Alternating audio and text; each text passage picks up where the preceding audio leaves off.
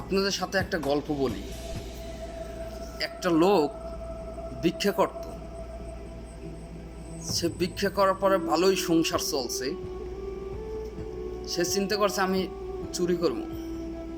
সে চুরি করা শুরু করলো। সে চিন্তা করছে এতে আমার হয় না, আমি অনেক বড় লোক হইতে চাই। তো কি কাদা বড় লোক হওয়া যায়, সে চিন্তা করছে ডাকাতি করলে হয়তো বড় হওয়া যায়। সে ডাকাতের সাথে হাত মিলাইল, এই ডাকাতি করা শুরু করলো।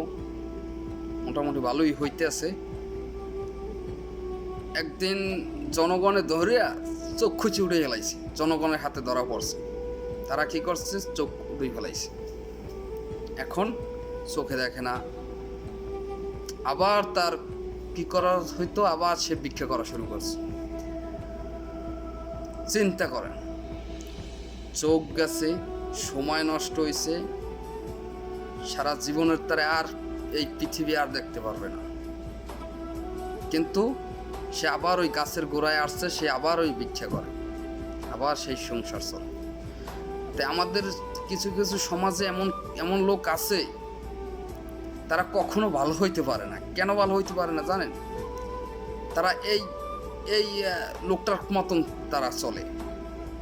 পাশে যদি কি হয় ভালো পথে চলে, 2 টাকা ইনকাম করে, ভালো সংসার চালায়, আর একজনের হিংসা হয়। তো এটাই বলি, ভাই সময় নষ্ট করো না, টাকা ইনকাম করো, সৎ পথে চলো।